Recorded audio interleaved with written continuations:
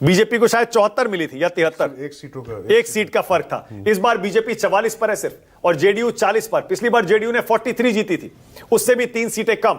Again शुरुआती रुझान है, लेकिन अब 1 घंटा और 7 मिनट की काउंटिंग हो चुकी है। ईवीएम खुलने के बाद भी 37 मिनट की काउंटिंग हो चुकी है। इसीलिए इन आंकड़ों को अब गंभीरता से लेना हमें शुरू करना पड़ेगा। ये आंकड़े ये बता रहे हैं कि आरजेडी सबसे बड़ी पार्टी के रेस में आगे है अभी भी, और लगातार आगे बनी हुई है। नहीं, ये भी सिर्फ 1-2 बार ऐसा हुआ है कि बीजेपी उसकी टक्कर में आई है। ये भी कंफ्यूजन करता है कि एमजीबी यानी महागठबंधन आगे है 15 सीट से, लेकिन मुझे लगता है कि अभी इसमें सब में परिवर्तन होगा। ये बहुत क्लोज होगा या तो, और या फिर देखते हैं कि क्या नतीजा आता है। लेकिन एक ट्रेंड इधर की तरफ चेंज हुआ है कि अब बीजेपी जो अनुमान किया जा रहा था कि पिछड़ जाएगी जेडीयू से, वो लगातार मैं देख रहा हूं कि वो आगे बनी हुई है जेडीयू से, और अब दूसरे जो रुझान आने लगे उसमें भी ये स्थिति है। तो बीजेपी ही, चूंकि बीजेपी और आरजेडी पिछली बार लगभग बराबर थे सीटों के मामले में, और बीजेपी को उस लिहाज से आगे रहना ही चाहिए था, लेकिन सर्वेक्षणों में जो एग्जिट पोल के आए थे उसमें उल्टा कई जगह दिखाया हुआ था, एक आध जगह उसको आगे रखा गया था। बिल्कुल। अब जरा फिर से देखिए, जरा 96 और 90 था, अभी 101 हो गया। बताते बताते आंकड़े चेंज हो रहे हैं। देखिए इस रफ्तार से हमारे पास ये अपडेट्स आ रही हैं। 101 एनडीए, महागठबंधन 96, अभी दोनों 100 के आसपास आकर दोनों एक दूसरे से उलझे हुए हैं। उलट गया, जेडीयू आगे हो गया। अब यहां देखिए जरा, ये जेडीयू और बीजेपी की रेस भी क्या जबरदस्त चल रही है। महागठबंधन में कोई रेस नहीं है बड़ी पार्टी की, वहां पर आरजेडी के सामने कोई नहीं है। कांग्रेस का स्ट्राइक रेट काफी खराब है, आरजेडी अच्छा कर रही है। 143 सीट पर आरजेडी लड़ रही है, बाकी 100 सीटें उसने अपने सहयोगियों में बांटी। 60 सीटें कांग्रेस को दी थी, 11 सीटों पर बताते हैं फ्रेंडली फाइट भी थी, लेकिन उसके बावजूद कांग्रेस सिर्फ 16 60 में से और 143 में से आरजेडी 65। ये ठीक ठाक स्ट्राइक रेट माना जाएगा। और यहां 101 सीटें लड़कर बीजेपी 42 और जेडीयू 56। ऋषिकेश आ गए, ऋषिकेश बिहार से ही आते हैं और वहां की राजनीति पर पैनी नजर भी रखते हैं। ऋषिकेश, आपको इन आंकड़ों पर यकीन हो रहा है जेडीयू बीजेपी से बड़ी पार्टी बन सकती है क्या? बिल्कुल मानक जी, जिस तरीके का नीतीश कुमार का वोट बैंक पिछले चुनाव के मुकाबले इस बार इंटैक्ट रहा, और उसमें वजह यह थी कि चिराग पासवान पिछली बार अकेले चुनाव लड़े थे और तकरीबन 22 सीटों पर नुकसान दिया था उन्होंने। जनता दल यूनाइटेड के सिटिंग विधायक के खिलाफ एक माहौल बना था। पूरे बिहार में 2020 के विधानसभा चुनाव में जनता दल यूनाइटेड या नीतीश कुमार के खिलाफ एक एंटी फॉरवर्ड माहौल बना था, जिसके सबसे बड़ा अगुआ चिराग पासवान थे। और चिराग पासवान ने जो 136 या 37 सीटों पर जो चुनाव लड़वाया था, और उसमें से 25 या 28 ऐसी सीटें थी जहां पे उनके पार्टी को इतना वोट आए जिससे कि कम से कम 22 सिटिंग जनता दल यूनाइटेड के विधायक हार गए थे। इस बार चिराग पासवान साथ हैं, जनता दल यूनाइटेड को इसका फायदा है, और जो जेडीयू का वोट में जो बिखराव था 2020 के चुनाव में, वो बिखराव इस बार नहीं दिख रहा है। लिहाजा इस बार जेडीयू को फायदा होता हुआ दिख रहा है इस बार के विधानसभा चुनाव में, और उम्मीद की जा रही है कि बीजेपी से हो सकता है कि बड़ी पार्टी जनता दल यूनाइटेड हो। ओके, इस वक्त की अपडेट, 16 सीटों पर चुनाव आयोग का आधिकारिक रुझानों का आंकड़ा आ गया है। 7 पर बीजेपी, 2 पर आरजेडी आगे हो गई है, और एलजेपीआर 2, जेडीयू 3, कांग्रेस 2 पर आगे। ये इलेक्शन कमीशन की वेबसाइट के ऑफिशियल फिगर्स हैं, 16 सीटों के रुझान। लेकिन आप जानते ही हैं कि चुनाव आयोग के जो आंकड़े आते हैं वो थोड़ा स्लो आते हैं, धीमे आते हैं। हमारे आंकड़े जरा देखिए, ये लेटेस्ट हैं, ताजा आंकड़े, क्योंकि चुनाव आयोग को हर राउंड की काउंटिंग के बाद इलेक्शन कमीशन की वेबसाइट पर अपने आंकड़े अपलोड करने पड़ते हैं, जिसमें थोड़ा टाइम लगता है। लेकिन हमारे आंकड़े लाइव आते हैं और वो आंकड़े बिल्कुल ताजा हैं। 116 सीटों पर अब एनडीए आगे हो गया है, महागठबंधन 81 पर आगे है, बहुत पीछे बीजेपी और जेडीयू में। अब जेडीयू बड़ी पार्टी है, जेडीयू इस समय सबसे बड़ी पार्टी हो गई। बिल्कुल सही कह रहे हैं, जेडीयू सबसे बड़ी पार्टी क्या बिहार चुनाव में इस बार बन सकती है क्या? अगर ऐसा होता है तो वाकई मानना पड़ेगा टाइगर अभी जिंदा है। जो पोस्टर कल जेडीयू ने लगवाए थे, टाइगर अभी जिंदा है। हालांकि आरजेडी उसका जवाब दे रही थी, अलविदा चाचा।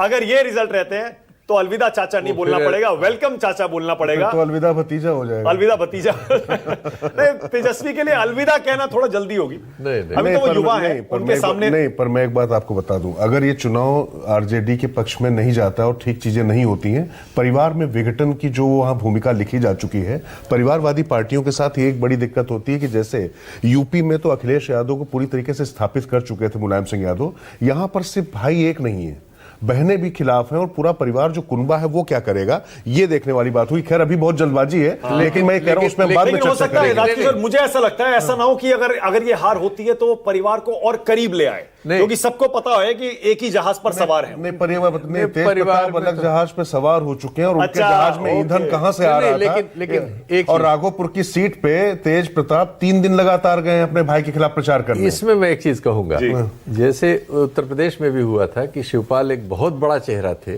पूरा उन्होंने जीवन मुलायम सिंह जी के साथ ही गुजारा और पार्टी पे उनका कब्जा भी था, लेकिन जब लोगों ने मान लिया कि अखिलेश यानी उनके समर्थक ऐसे ही तेजस्वी को मान चुके हैं, उनका दूसरा चुनाव तेजस्वी को कोई नहीं छू पाएगा उनके परिवार में। जैसे जयललिता के साथ हुआ था, ये एक ट्रेंड बन जाता है, एक चेहरा जो बन गया, स्थापित हो गया। और ऐसा नहीं है कि पहला चुनाव है तेजस्वी का, नहीं, ये दूसरा हो गया, दूसरा चुनाव है। नहीं, 2020 में भी तेजस्वी के यादव के चेहरे पर सबसे बड़ी पार्टी बनी थी आरजेडी। तेजस्वी आप दोनों में एक फर्क और भी देखेंगे ना, हम लोग थोड़ा विषयांतर कर रहे हैं, लेकिन फर्क ये है मानक यहाँ पे, वहां पर चुनाव से पहले ये सब शुरू हो चुका था, उनको स्थापित करने से पहले ये सब चीजें शुरू हो चुकी थी। यहां पर क्या था कि परिवार पहले एकजुट था, अब धीरे धीरे वहां पर विघटन के बीज बोए जा रहे हैं। इसको आप ऐसे देखिए, और कुल मिलाकर ये समझना पड़ेगा वहां पर वो चाचा थे, यहां पर पुत्र और पुत्रियां हैं, लेकिन उनका उनकी जनाधार नहीं है, कोई जनाधार तेजस्वी का है। लालू प्रसाद यादव का जनाधार है। लालू प्रसाद अगर यादव की लालू legacy- राजकिशोर एक सेकंड, 2020 के चुनाव में लालू यादव फोर फ्रंट पर थे, 2025 में लालू यादव कहीं दिखाई नहीं दिए, सिर्फ तेजस्वी हर जगह। इसको मैं बल्कि थोड़ा सा तेजस्वी यादव ने लालू यादव का नाम भी बहुत कम पर मैं आपको बताऊं, पोस्टर अगर आप देखेंगे ना मानक, तो 2020 में जंगल राज की याद ना आए इसलिए पोस्टर से लालू गायब थे, आप निकलवा लीजिए। सही कह रहे हैं आप। इस बार लालू ने प्रचार जरूर किया था। आप सोचिए इस बार क्या था कि चाहे गठबंधन की बात हो, सोनिया को फोन करना, और जब मीटिंग होनी थी तो कृष्णा अल्लावरू को घर के बाहर, कमरे के बाहर बैठाला था अशोक गहलोत से बातचीत करके। लालू ने ही गठबंधन करवाया। पॉलिटिकली एक्टिव रहे होंगे, लेकिन मैं कह रहा हूं चुनाव लालू के नाम पर नहीं हुआ, ये चुनाव तेजस्वी के नाम पर। ये इससे मैं सहमत हूं, लेकिन जनता में मैसेज था कि लालू पूरी तरीके से एक्टिव है, ये मैं कह रहा था। आपसे कह रहा था, बिल्कुल सही, अलग नहीं है। लेकिन देखिए ये क्लियर है कि 2020 में तेजस्वी यादव के चेहरे पर, नाम पर लालू भी थे, सबसे बड़ी पार्टी आरजेडी बनी। इस बार लालू यादव कहीं नहीं है, वो स्वास्थ्य भी उनका उस तरह का नहीं है, और दूसरा शायद ये एक सोची समझी रणनीति भी थी कि लालू यादव को बैकग्राउंड में रखा गया। तेजस्वी यादव के चेहरे पर अगर आरजेडी सबसे बड़ी पार्टी यहां बन रही है, उसके बाद मुझे लगता है परिवार में भी कोई बाहर जाए, कोई अंदर आए, उससे कोई फर्क पड़ने वाला है नहीं, क्योंकि तेज प्रताप अपनी सीट नहीं बचा पा रहे। तेज प्रताप यादव, एक चीज याद है आपको, इससे पहले तेज प्रताप इतने सेंसिबल बातें करते दिखाई पड़ते थे, जितना जब से परिवार से अलग हुए तब से कर रहे हैं। बिहार के अंदर चर्चा यह है कि उनको क्या चटाया जाता था, जैसे कह रहे थे ना, क्या पिलाया जाता था, जैसे नीतीश के लिए कह रहे हैं नीतीश की तबीयत क्यों खराब हो गई, वो महागठबंधन की तरफ से कहा जाता था। तो भाई कुल मिला के जो र्यूमर मॉन्गरिंग होती है, या जो आईटी सेल की जो मशीनरी होती है, वो तो इधर भी है ना। तो ये वहां बता रहे कि भैया तेज प्रताप तो बहुत सही आदमी है, तो देखो सनातन की बात करता है, ये तो सेंसिबल बात कर रहा है, और ये तो वो तो अरे वो कृष्ण भक्त तो वो पहले भी थे, शिव भक्त वो पहले भी थे, लेकिन अभी इस बात, लेकिन बस ये था कि शायद आरजेडी की पार्टी लाइन को देखते हुए, वोट बेस को देखते हुए संभल कर बोलना पड़ता था। अब जबकि वाई सिक्योरिटी मिल गई है तो मुझे लगता है उनको फ्री पास मिल गया है, ईंधन जब मिलता है, फ्यूल मिल गया है, उनको कोई गंभीरता से नहीं लेता। नहीं सही, मैं तो कह रहा हूं, सब देखिए जनता तय करती है। अगर महुआ की अपनी सीट तेज प्रताप यादव नहीं बचा पा रहे हैं, फिलहाल वो लगातार पीछे ही चल रहे हैं, उससे क्लियर हो जाता है कि लालू यादव की, आरजेडी की, लालू परिवार की विरासत, चाहे वो निजी विरासत हो, नाम की विरासत हो या राजनीतिक विरासत हो, वो किसके हाथ में है, इसके बावजूद, इसमें कोई शक नहीं होना चाहिए। इसके बावजूद कि राबड़ी देवी ने उनके पक्ष में मतदाताओं को फोन किए हैं, तब अगर ये नतीजा है तो आप समझ सकते हैं उनका राजनीतिक भविष्य कहां। बिल्कुल सही है। न्यूज़ 24 पर एक बार फिर से चुनाव नतीजों की अपडेट एक समराइज कर दूं आपके लिए। फिलहाल हमारे पास जो शुरुआती रुझान आए हैं वो आपकी स्क्रीन पर हैं, ये देख लीजिए। एनडीए अब 114 सीटों पर आगे और महागठबंधन 85 सीटों पर आगे। शुरुआती 1 घंटे में महागठबंधन कई बार आगे हुआ, ज्यादातर आगे रहा, लेकिन अब एनडीए ने ऐसा लगता है अपनी इस लीड को स्थिर कर लिया है, स्टेबलाइज कर लिया है, और यह चुनाव ऐसा लग रहा है अब 1 घंटे और 16 मिनट की काउंटिंग के बाद कि अब धीरे धीरे आकार ले रहा है। जनसुराज पार्टी खाता भी नहीं खोल पा रही है, अदर्स को 3 सीटें मिल रही हैं। अब जरा ये ब्रेकअप देखिए, अगर एनडीए आगे भी है, 116 सीटें जीत रहा है, 122 का बहुमत का आंकड़ा है, अगर एनडीए सरकार बना भी रहा है तो भी यह आंकड़ा बहुत दिलचस्प हो जाता है। पिछली बार एनडीए में बीजेपी सबसे बड़ी पार्टी थी, कुल मिलाकर दूसरे नंबर की पार्टी थी। इस बार जेडीयू एनडीए में बड़ी पार्टी बनती हुई दिखाई दे रही है। फिलहाल बीजेपी भी टक्कर दे रही है, लेकिन जेडीयू कई बार बढ़त बना चुकी है। अगर 58 सीटों पर जेडीयू आगे, बीजेपी 56 पर आगे, जेडीयू का बड़ी पार्टी बनना भी बहुत कुछ कहेगा। उधर महागठबंधन में जरा देखिए, आरजेडी 51 सीटों पर आगे है और कांग्रेस 16 सीटों पर आगे है, बाकी सपोर्टिंग रोल में है।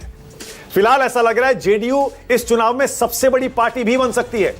नंबर 1 58 पर, दूसरे पर बीजेपी 56 फिलहाल, और तीसरे पर आरजेडी 51। यह आंकड़ा भी बहुत कुछ कहता है। और ये आपकी टीवी स्क्रीन पर, ये तो बहुत बड़ा उलटफेर है अगर ये हो रहा है तो। अगर जेडीयू सबसे बड़ी पार्टी बन रही है। नहीं, तीसरे नंबर पे आरजेडी। ये तो मतलब इस चुनाव का सबसे बड़ा उलटफेर। एग्जिट पोल सही ऐसा तो कोई एग्जिट पोल भी नहीं था। नहीं, कुछ एग्जिट पोल्स ने कहा कि आरजेडी तीसरे नंबर पर कुछ एग्जिट पोल कुछ एग्जिट पोल्स में ये कहा गया था। ये तस्वीरें मोकामा से अनंत सिंह के घर की हैं, जहां जश्न की तैयारी जरा देखिए, टेंट लगाए गए हैं और तिरंगा झंडा हर तरफ आपको दिखाई देगा। वहां उनके समर्थकों का इंतजार जरा देखिए। यह मोकामा का इलाका आप जानते ही हैं, हमेशा से बाहुबलियों के कब्जे में रहा। इस बार भी 2 बाहुबली परिवार आमने सामने। अब अनंत सिंह जेल में, राजीव रंजन स्टूडियो में। ये बड़ा अद्भुत विश्लेषण है, बहुत अद्भुत। माहौल क्या है गुरु? और मैंने ये इसलिए कहा क्योंकि राजीव रंजन अभी मोकामा घूम के भी आए। गए थे ना राजीव? हम लोग साथ ही में थे। बिल्कुल, मोकामा में गया था, नॉमिनेशन के दिन भी गया था जब अनंत सिंह ने नॉमिनेशन किया था। अच्छा, ओके। अब राजीव मुझे ये बताइए, क्या आरजेडी तीसरे नंबर की पार्टी बन सकती है और जेडीयू नंबर 1 पार्टी बन सकती है क्या? और बीजेपी वही नंबर 2 पर पिछली बार की तरह? नहीं, बीजेपी अब नंबर 1 हो गई। हाँ, ये देखिए, रेस चल रही है। हाँ। मानक एग्जिट पोल के दिन मैंने आपसे कहा था कि जेडीयू नंबर 1 पार्टी बन सकती है। शायद मुझे याद है शीतल जी ने सवाल पूछा था तो मैंने उसमें कहा था कि जेडीयू नंबर 1 पार्टी बन सकती है। देखिए, अब जो एग्जिट पोल आया उसकी जितनी समीक्षा 2 दिन करनी थी हम लोगों ने कर ली। कौन जीतेगा, कौन हारेगा, वो काम खत्म हो गया। अब जो रुझान दिखाई दे रहे हैं, वैसे तो बहुत शुरुआती रुझान है, लेकिन अगर इलेक्शन कमीशन की वेबसाइट के हिसाब से आप जाएंगे तो एनडीए लैंडस्लाइड बढ़त की तरफ वहां दिखाई दे रहा है। तो एनडीए की सरकार बनने में देखिए क्या इस इलेक्शन को मैं जिस तरह से देख पा रहा हूं, आरजेडी और आरजेडी के सपोर्टर्स को ऐसा लग रहा है कि वो 243 सीटों पर चुनाव लड़ रहे हैं। असलियत यह है कि वो 143 सीटों पर चुनाव लड़ रहे हैं। तो उनका जो स्ट्राइक रेट है, उनकी जो भावना है, उनका जो तेजस्वी में उम्मीद दिखाई दे रही है, उसका जो पूरा मैदान है वो 143 सीटों का ही है। 100 सीटें जो है, मैं पहले दिन से कह रहा हूं कि Congress party, CPI-ML, CPI, CPIM, ये 100 सीटें इतनी कमजोर हैं। अभी आएंगे नतीजे 12-1 बजे के बाद, तो आप 143 की छोड़ दीजिए, वो 100 सीटों पर आप देखिए कि क्या होता है। तो ये तेजस्वी ने तो चुनाव बहुत अच्छा लड़ा, अकेले लड़ा, पूरी एक सेना के खिलाफ लड़ा, और उनका स्ट्राइक रेट भी बहुत बेहतर होगा। उम्मीद यही है 99% की शायद उन्हीं की पार्टी नंबर 1 पार्टी हो।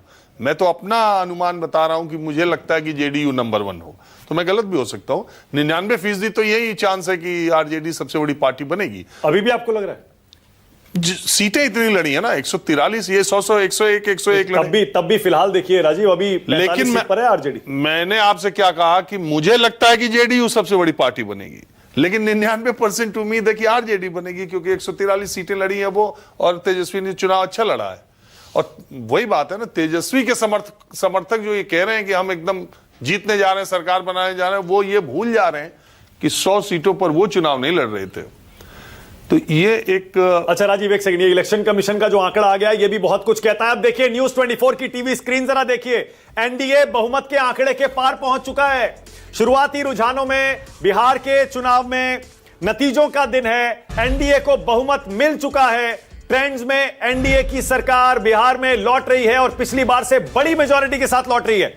एनडीए 133 सीटों पर आगे है, महागठबंधन सिर्फ 72 पर रह गया, अदर्स को 3 सीटें मिलती हुई दिख रही हैं। पर जरा ये देखिए एनडीए का ब्रेकअप, जेडीयू सबसे बड़ी पार्टी बन सकती है। पिछली बार 43 पर तीसरे नंबर की पार्टी थी, इस बार जेडीयू 66 पर है 101 सीटों में से। बीजेपी 73 सीटें पिछली बार जीती थी, इस बार 60 पर है 101 में से। और वहां आरजेडी का हाल देखिए। हालांकि आरजेडी, राजीव रंजन अभी भी कह रहे हैं और सब ये कह रहे हैं कि शायद आरजेडी भी सबसे बड़ी पार्टी बन सकती है, पर क्या 143 सीटों में से अगर 45 सीटों पर आरजेडी आगे है, क्या वाकई इसे बहुत अच्छा स्ट्राइक रेट कहा जाएगा? क्या इसका विश्लेषण करने में अभी थोड़ा और इंतजार करिए। कांग्रेस का भी हाल देख लीजिए। 60 सीटें कांग्रेस लड़ी, बहुत लड़ भिड़ कर इसने आरजेडी से 60-61 सीटें ले ली। बहुत सी सीटों पर फ्रेंडली फाइट भी हुई। उसके बावजूद 16 सीटों पर कांग्रेस आगे है और ऐसा लग रहा है ये कोई बहुत अच्छा स्ट्राइक रेट नहीं कहा जाएगा। लेकिन आरजेडी और कांग्रेस के स्ट्राइक रेट को अभी अगर आप देखेंगे, उसमें बहुत ज्यादा फर्क भी आपको दिखाई नहीं देगा। पर इलेक्शन कमीशन के आंकड़े फिर से एक बार देख लीजिए। चुनाव आयोग की तरफ से जो आधिकारिक ट्रेंड्स अभी तक आए हैं, वो ये कह रहे हैं कि एनडीए शुरुआती आधिकारिक रुझानों में बहुत आगे है, बहुत ही आगे है। यह ब्रेकअप आपकी स्क्रीन पर इलेक्शन कमीशन के ट्रेंड्स का आ गया। 35 सीटों के ट्रेंड्स हमारे पास आ चुके हैं इलेक्शन कमीशन के आधिकारिक तौर पर उनकी वेबसाइट के जरिए। बीजेपी 16 और जेडीयू 9, यानी 25 सीटों पर 35 में से एनडीए आगे है। आरजेडी 4, कांग्रेस 2 और सीपीआईएमएल 1। कहीं कोई टक्कर शुरुआती ट्रेंड्स में नहीं दिख रही। राजीव, ये इलेक्शन कमीशन का जो ट्रेंड आता है तो वो एक कंसोलिडेटेड आता है और इसमें ईवीएम के आंकड़े भी होंगे, क्योंकि अब 1.5 घंटे की काउंटिंग हो चुकी है।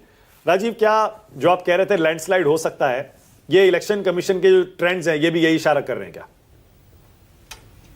51 सीटों के आ चुके हैं, उसमें 35 में रुझान एनडीए का। अभी इलेक्शन कमीशन की वेबसाइट पे अब 51 सीटों का रुझान है, जिसमें 35 एनडीए का है।